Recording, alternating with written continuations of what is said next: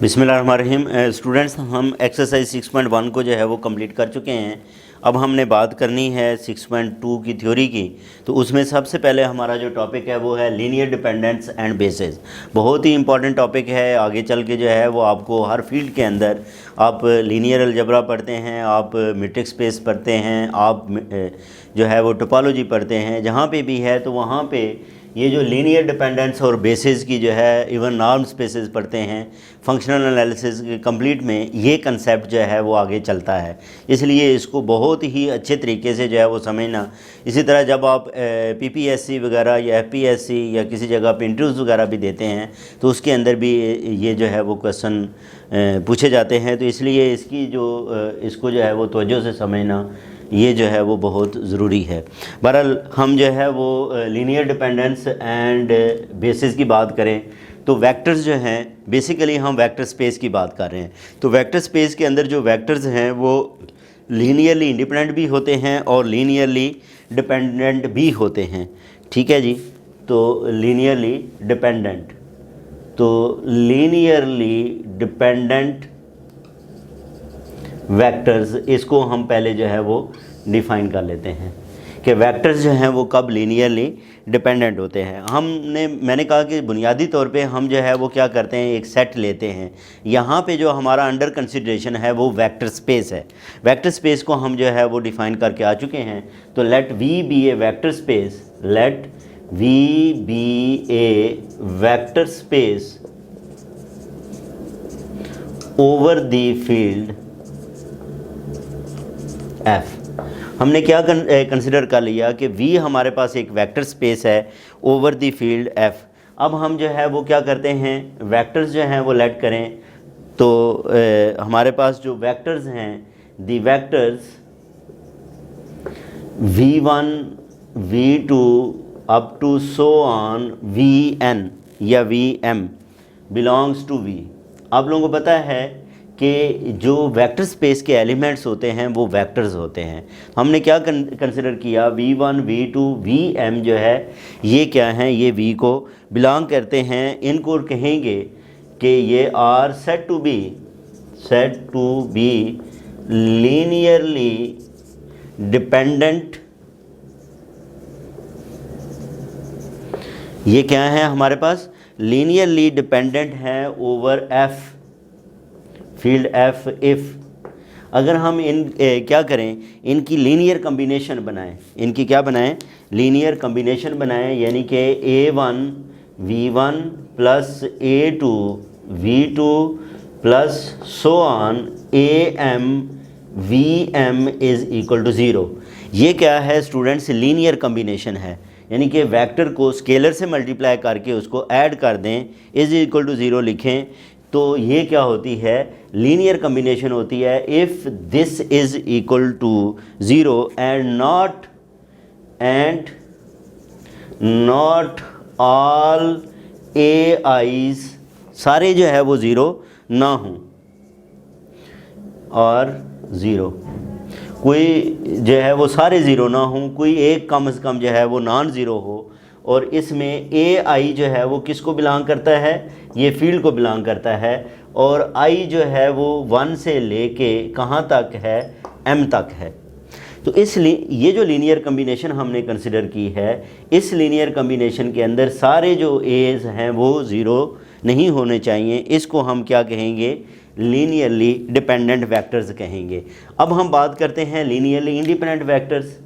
Linearly independent vectors कब कहेंगे कि ये वेक्टर्स जो हैं वो क्या हैं, ये लीनियरली जो है वो इंडिपेंडेंट हैं। डेफिनेटली कि जब ये इसके अपोजिट होगा, ये जो सारे AIs हैं वो क्या हो जाएंगे, 0 हो जाएंगे। तो इसको हम क्या कहेंगे, लीनियरली इंडिपेंडेंट कहेंगे। ठीक है। तो सबसे पहले तो ये है कि इफ़ द वेक्टर्स, हम ये कह सकते हैं, if the vectors V1 V2 up to so on Vm belongs to V or not linearly dependent or not linearly dependent then these vectors are linearly independent। तो फिर क्या होंगे, ये वेक्टर्स जो हैं वो लीनियरली इंडिपेंडेंट। अगर वो डिपेंडेंट नहीं है तो डेफिनेटली वो क्या होंगे, वो लीनियरली इंडिपेंडेंट होंगे ओवर एफ जो है वो हमारे पास जो है वो क्या है, फील्ड, उस फील्ड के ऊपर, क्योंकि हम जो फील्ड से स्केलर नंबर जो है वो हम कहाँ से लेते हैं, फील्ड से लेते हैं, इसलिए जो है वो इसके साथ इस कोई बात को जो है वो करना ज़रूरी है। अब इसका मतलब ये हुआ कि अगर वो लीनियरली डिपेंडेंट नहीं है तो वो लीनियरली इंडिपेंडेंट होंगे। तो इस डेफिनेशन को हम लेके आएँ तो फिर हम ये कह सकते हैं hence V1 V2 up to Vm belongs to V are said to be linearly independent if independent over F if, वही हम जो है वो क्या करेंगे, लीनियर कम्बिनेशन लिखेंगे। लीनियर कम्बिनेशन में हमारे पास क्या है, A1 V1 plus A2 V2 plus so on AM VM is equal to 0 and all AIs is equal to 0। ये जो AI है ये किसको बिलोंग करता है, ये बिलोंग करता है F को, और I की वैल्यू 1 से लेके M तक वेरी करती है। यानी कि ये हम लीनियर कम्बिनेशन लिखें तो इसमें सारे AI 0 आ जाएं तो इसको हम कहेंगे कि वेक्टर जो है वो क्या हैं, लीनियरली इंडिपेंडेंट हैं। तो वेक्टर्स लीनियरली डिपेंडेंट कब होते हैं और वेक्टर्स जो हैं वो लीनियरली इंडिपेंडेंट कब होते हैं, ये हमने बात कर दी। और वेक्टर को जो है वो हम क्या लिख सकते हैं, सेट की फॉर्म में जो है वो लिखा जा सकता है। तो ये जो सेट ऑफ वेक्टर्स हैं ये हमारे पास V1 कह लें, V1 V2 up to so on VM, ये क्या हो गए, ये लीनियरली इंडिपेंडेंट हैं। ये किस फॉर्म में लिखा है हमने, इसको जो है वो सेट की फॉर्म में जो है वो लिखा है। तो is a linearly independent set, is a linearly independent set. तो ये हमारा जो है वो वेक्टर्स जो हैं वो फिर क्या हो जाएंगे, लीनियरली इंडिपेंडेंट हैं और ये लीनियरली इंडिपेंडेंट सेट हो जाएगा। अब स्टूडेंट्स ये कुछ जो है वो इम्पॉर्टेंट पॉइंट्स हैं जो कि हमें जो है वो पता होने चाहिए। वो क्या है कि an infinite set S of vectors is linearly independent if each of its finite subsets is linearly independent. किसी भी इनफाइनाइट सेट को कहेंगे कि वो लीनियरली इंडिपेंडेंट है अगर उसका फाइनाइट सेट जो है वो क्या हो, वो लीनियरली, जितने भी फाइनाइट उनके सबसेट्स बनाएं तो वो लीनियरली इंडिपेंडेंट हों।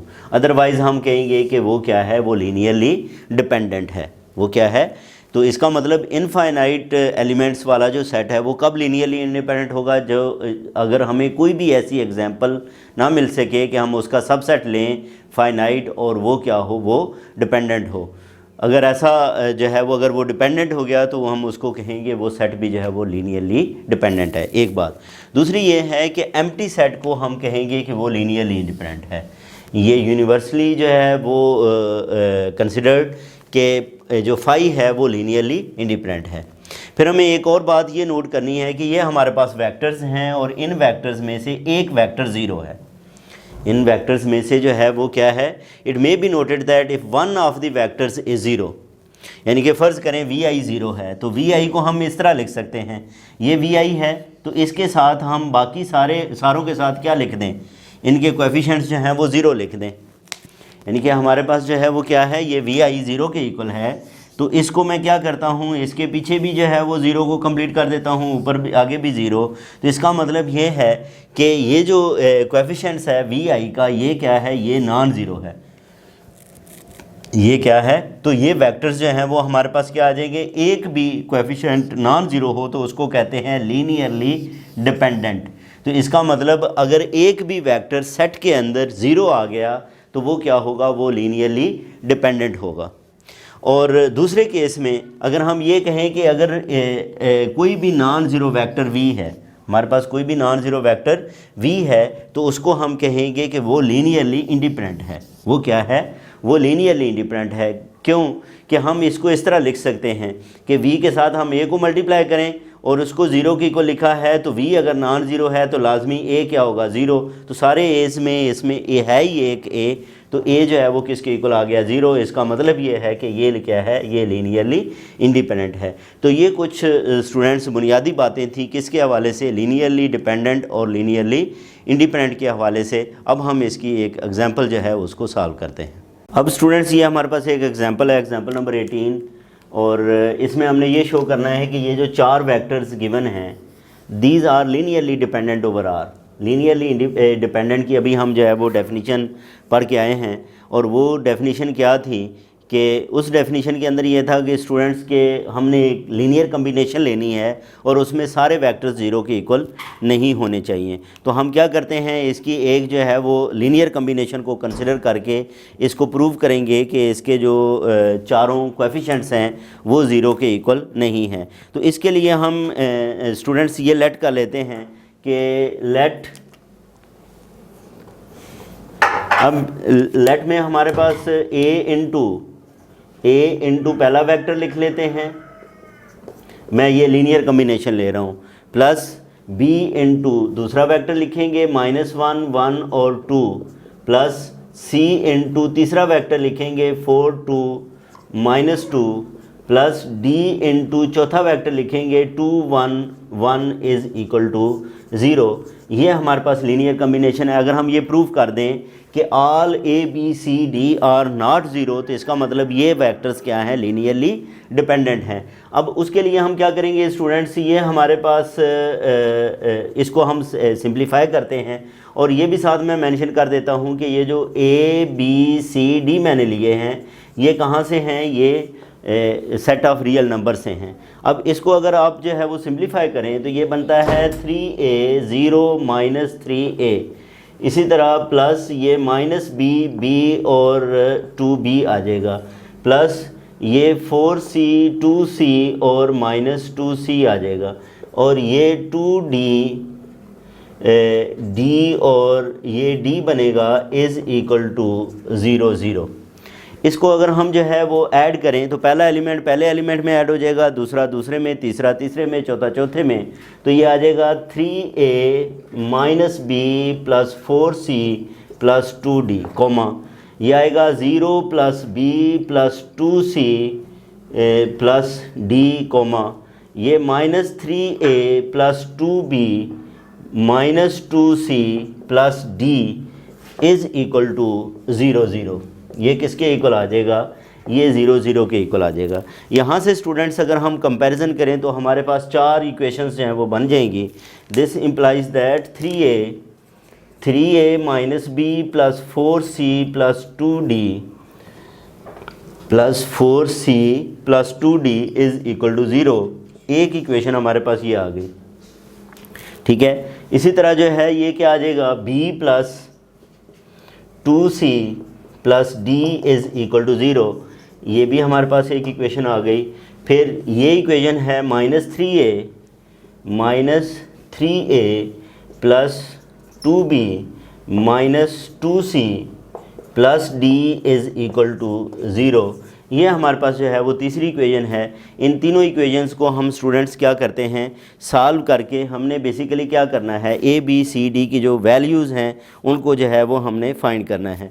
अब अगर हम यहाँ पे देखें कि मैं ये कर लूँ 3 - 2 करूँ, क्या किया, 3 में से 2 को माइनस कर दिया, तो ये क्या आ जाएगा, ये 3 है -3a plus 2b minus 2c plus d है, और ये क्या है b plus 2c plus d।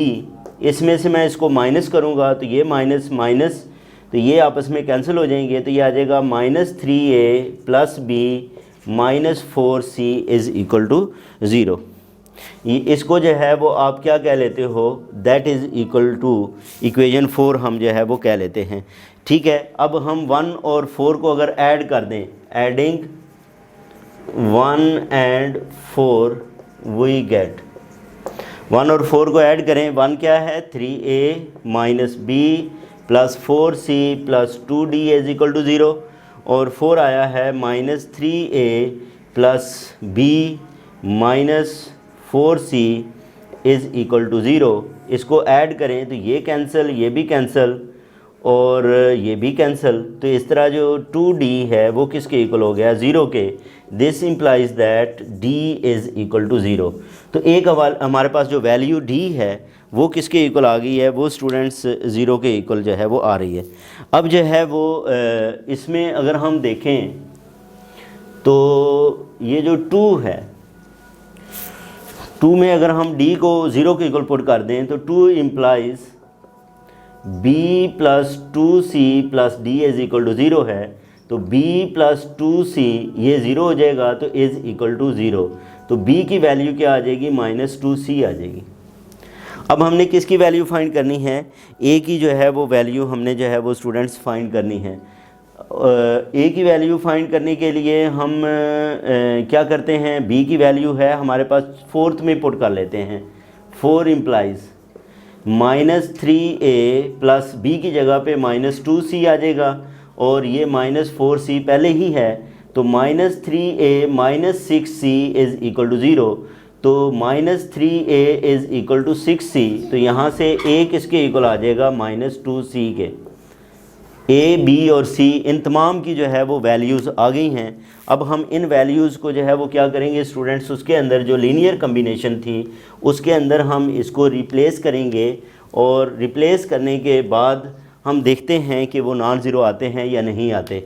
अब इसमें हमारे पास क्या था, a इंटू था 3 0 minus 3 0 minus 3 plus b into minus 1 1 और 2 था प्लस c इंटू 4 2 माइनस 2 था plus d into 2 1 1 is equal to 0। अब वैल्यूज़ को रिप्लेस करें, a की जगह पे क्या पुट करूँगा माइनस 2c इंटू 3 0 माइनस 3 और b की जगह पे हम रिप्लेस करेंगे, b हमारे पास आया है माइनस 2c माइनस 1 1 और 2, c की जगह पे हमारे पास वैल्यू आई है c ही और 4 2 माइनस 2, d की जगह पे आया है 0 2 1 1 इज़ इक्वल टू 0। अब अगर मैं स्टूडेंट c पे डिवाइड कर दूं, क्योंकि हमने c को जो है वो क्या रखना है, हमने नॉन ज़ीरो एलिमेंट्स लिए हैं, तो c को जो है वो डिवाइड कर दूं तो ये बन जाएगा माइनस 2 इंटू 3 0 माइनस 3 और ये माइनस 2 इंटू माइनस 1 1 और 2 और ये क्या आ जाएगा, ये हमारे पास plus 1 into 4 2 minus 2 plus 0 into 2 1 1 is equal to 0। इसका मतलब क्या हुआ कि इसको हमने लीनियर कम्बिनेशन में लिखा है जिसमें a b नॉन ज़ीरो है, b नॉन ज़ीरो है, c नॉन ज़ीरो है, d जो है वो ज़ीरो है। तो एक भी नॉन ज़ीरो आ जाए तो वेक्टर्स क्या होते हैं, लीनियरली डिपेंडेंट होते हैं। तो ये हमने स्टूडेंट्स प्रूव कर दिया कि ये वेक्टर्स लीनियरली डिपेंडेंट हैं। इसके बाद कुछ एग्जांपल्स हैं, उनको हम नेक्स्ट वीडियो में देखेंगे। अपना ख्याल रखें, अल्लाह हाफिज़।